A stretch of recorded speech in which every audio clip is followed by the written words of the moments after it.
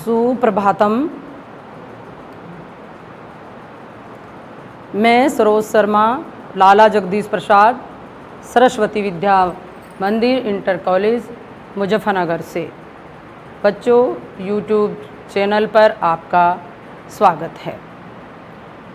तो बच्चों ये बताओ कि आप अपने विद्यालय में प्रार्थना स्थल पर किसकी पूजा करते हैं? बताएंगे? तो सरस्वती माँ की, बिल्कुल सही उत्तर। तो बताओ बच्चों, ये सरस्वती माँ किसकी देवी कही जाती हैं? किसकी देवी कही जाती हैं? विद्या की देवी कही जाती हैं, बिल्कुल ठीक उत्तर। तो बच्चों आज हम वीणा वादनी वरदे पाठ का अध्ययन करेंगे जो सरस्वती माँ की कविता है। तो बच्चों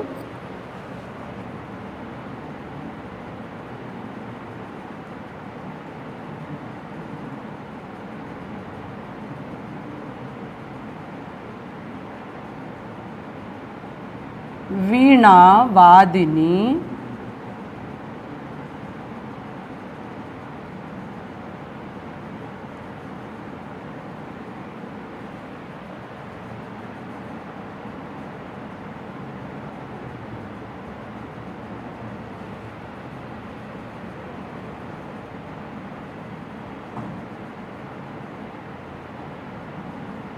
वर्ते।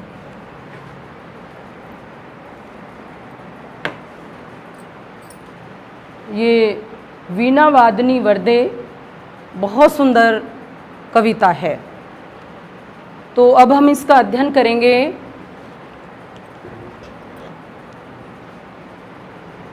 वरदे वीणा वादनी वरदे वरदे वीणा वादनी वरदे प्रिय स्वतंत्र रव अमृत मंत्र नव प्रिय स्वतंत्र रव अमृत मंत्र नव भारत में भर दे वरदे वीणा वादनी वरदे वरदे वीणा वादनी वरदे।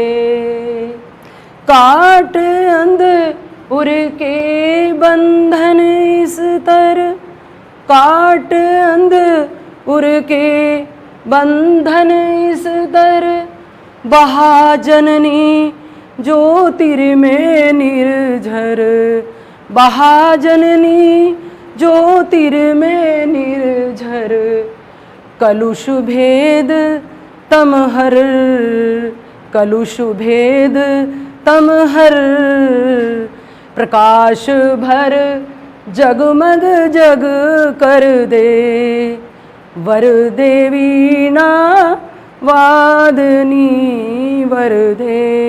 बहुत सुंदर, ये सूर्यकांत त्रिपाठी निराला जी की बहुत ही सुंदर कविता है। तो बच्चों अब आगे आप भी सहस्वर इस कविता का मेरे साथ ही वाचन करेंगे। जैसे नवगति नवले ताल छंद नव नवगति नव ले ताल छंद नव नवल कंठ नव जलद मंद्र रव जलद मंद्र रव जलद मंद्र रव नव नभ के नव नव नभ के नव विहग वृंद को नव विहग वृंद को नव पर नव स्वर दे वरदे वीणा वादनी वरदे। तो बहुत सुंदर। तो बच्चों ये बहुत ही सुंदर कविता है। इस कविता को रचने वाले कौन हैं? कवि सूर्यकांत त्रिपाठी निराला जी हैं। तो देखो बच्चों, जिन्होंने इतनी सुंदर कविता की रचना की है तो उन कवि का जीवन परिचय भी हम आपके सामने प्रस्तुत करेंगे।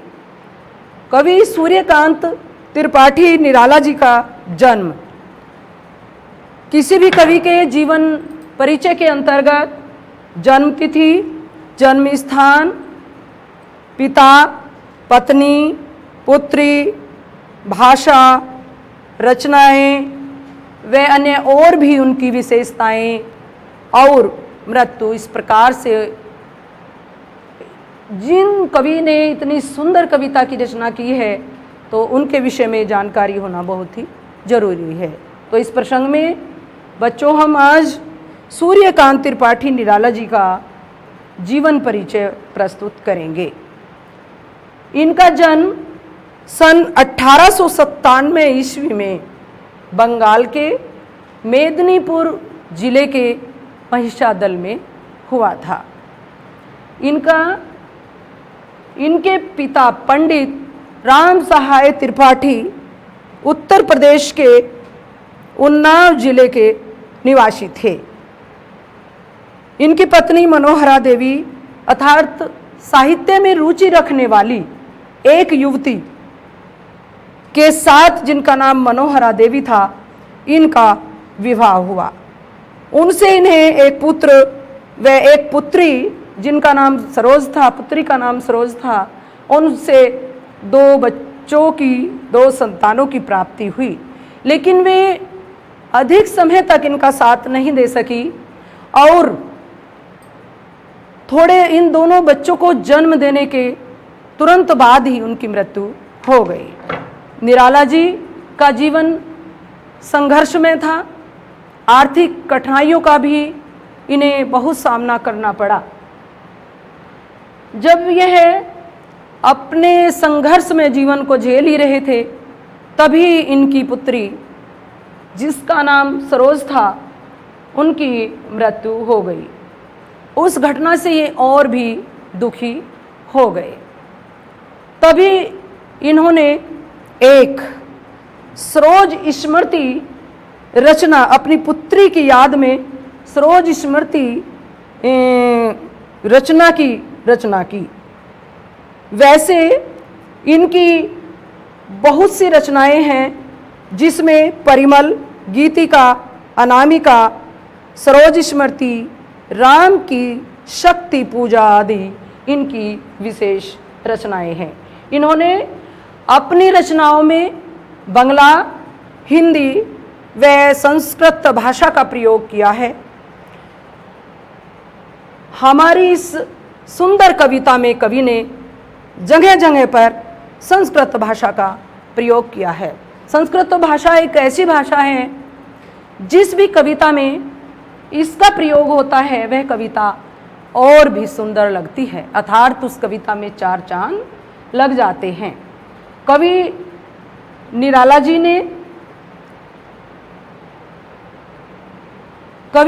जी ने अपने साहित्य में अपने नाम के अनुरूप निराला ही स्थान प्राप्त किया है।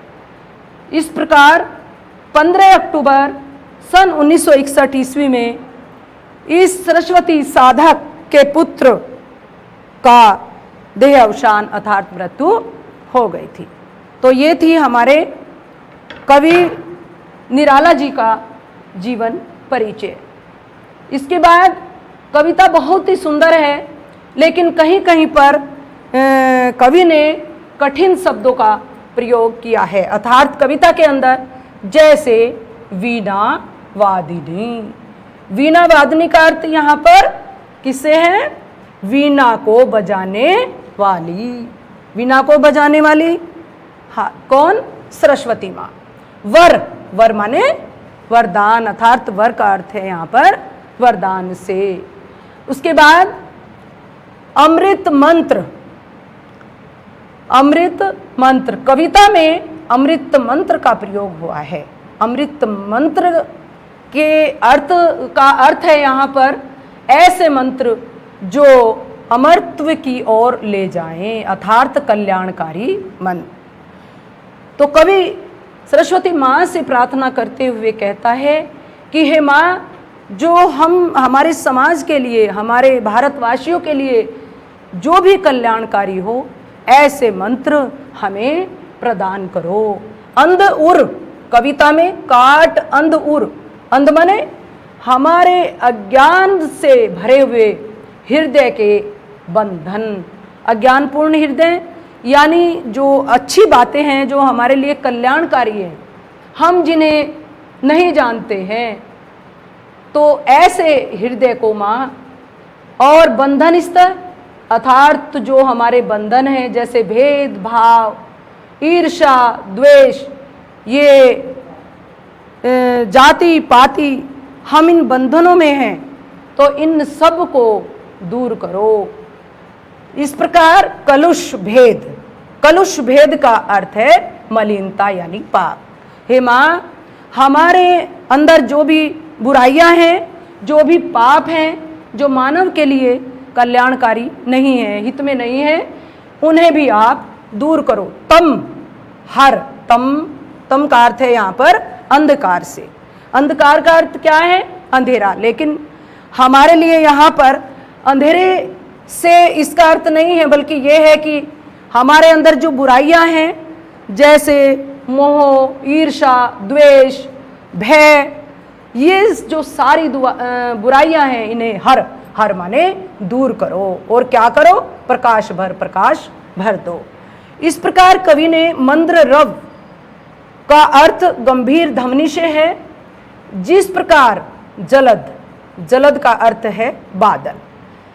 तो बच्चों, तुमने बादल को गरजते तो देखा ही है, उनकी ध्वनि इतनी गंभीर होती है कि कभी कभी हम अपने हृदय पर भी हाथ रखते हैं, ऐसी होती है।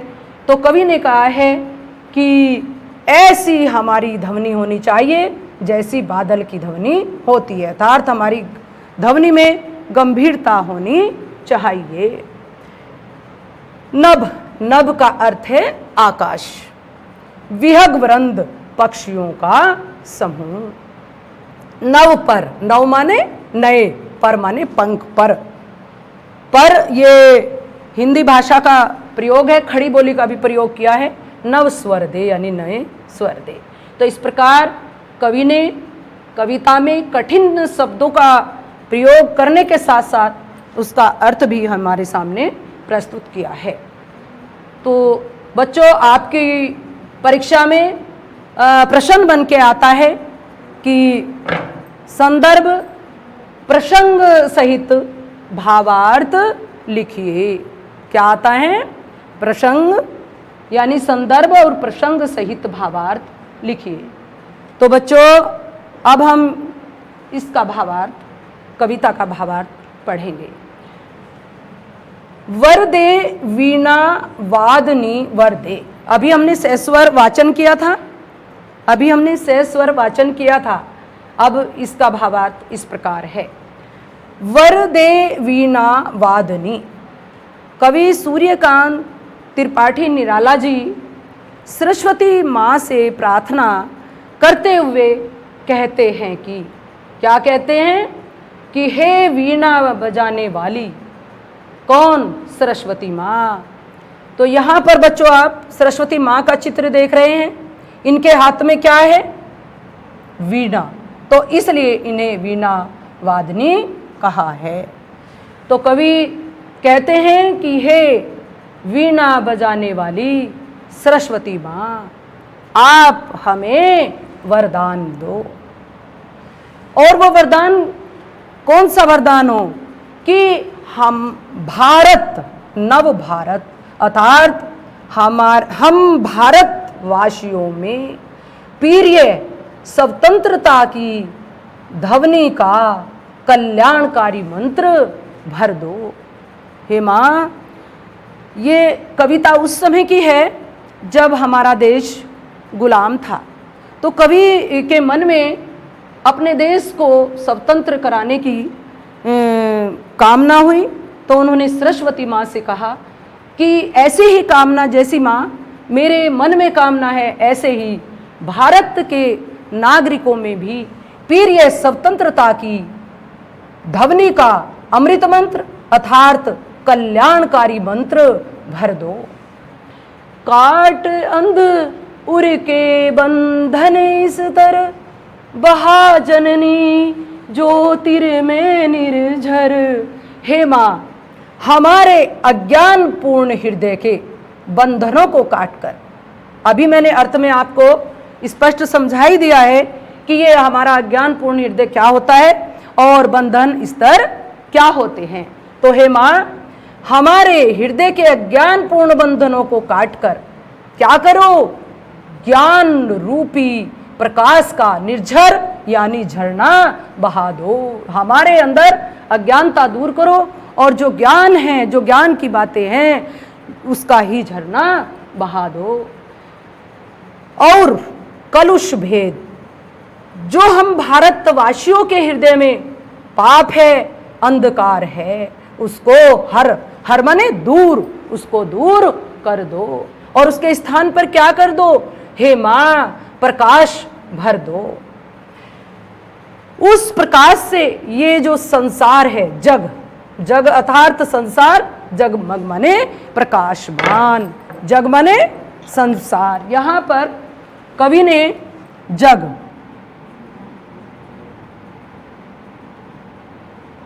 का अर्थ यहां पर संसार से है और जगमग का अर्थ यहां पर प्रकाशमान से है। तो कवि कहता है कि हे मां, इस संसार को क्या कर दो, प्रकाशमान कर दो। कवि नवगति नव ले ताल छंद नव, नवल कंठ नव जलद मंद्र रव, नव नव के नव विहग वृंद को, नव पर नव स्वर दो, वर देवी ना वादनी वर दे। तो कवि कहता है कि हे मां, हम सब भारतवासियों में नई गति हो, नई लय हो, नई ताल हो और नए छंद हो, उन्हें प्रदान करो। और हे मां, नई वाणी को नए बादल के समान गंभीर ध्वनि प्रदान करो। कवि कहता है कि हे मां, हम हमारे समाज में यानी हमारे नए आकाश में उड़ने वाले नए पक्षियों के समूह को नए पर यानी पंख और नए स्वर प्रदान करो। अर्थात हमारे समाज को, हमारे समाज में रहने वाले मनुष्यों को नए पंख और नए स्वर प्रदान करो। तो ये हमारी कविता का भावार्थ है। कवि ने बहुत ही सुंदर कविता की रचना की है। इसका भावार्थ भी बहुत सुंदर है। कवि अभी हो रहे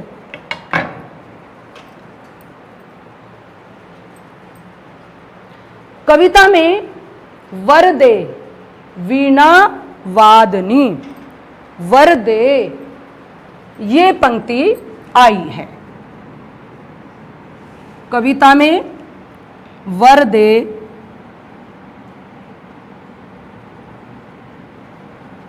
वीणा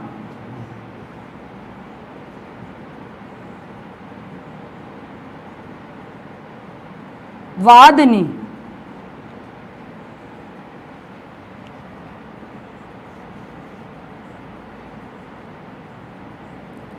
वर दे।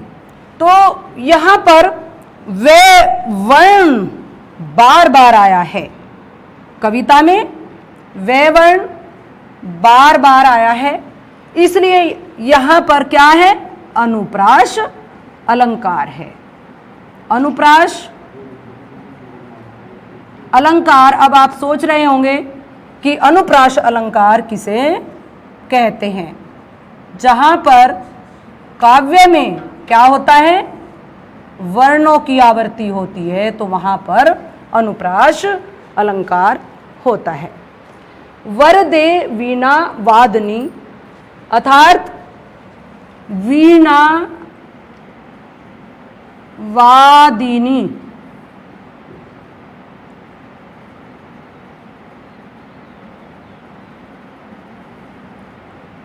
वीणा वादनी का अर्थ है वीणा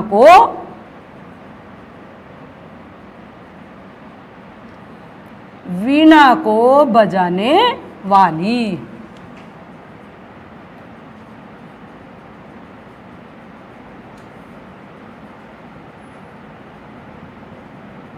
वीणा को बजाने वाली अर्थात कौन? सरस्वती माँ। वीणा को बजाने वाली कौन है? सरस्वती माँ।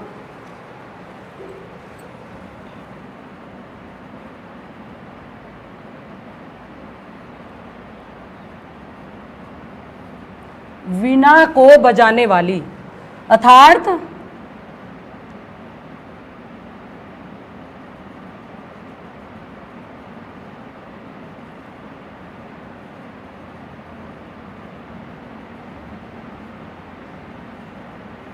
सरस्वती माँ। तो यह बहुब्रीहि समाज का उदाहरण है। इसमें यह बहुब्रीहि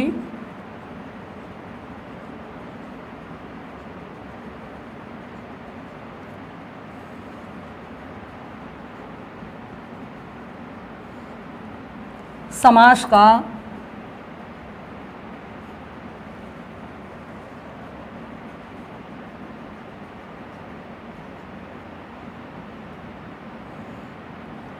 उदाहरण है। तो बच्चों बहुत सुंदर कविता थी। कविता में वर दे और भर दे ये तुकांत शब्द आए हैं। आप भी कविता से ऐसे ही तुकांत शब्द छांट कर एक छोटी सी सुंदर कविता बनाएंगे और कविता का शेष स्वर हाव भाव से वाचन करके इस कविता को कंठस्थ करेंगे। ये सरस्वती माँ का चित्र देख रहे हो ना, तो इसी प्रकार आप भी एक सरस्वती माँ का सुंदर सा चित्र बनाकर उसमें रंग भरोगे। तो बच्चों आज की वीडियो में बस इतना ही।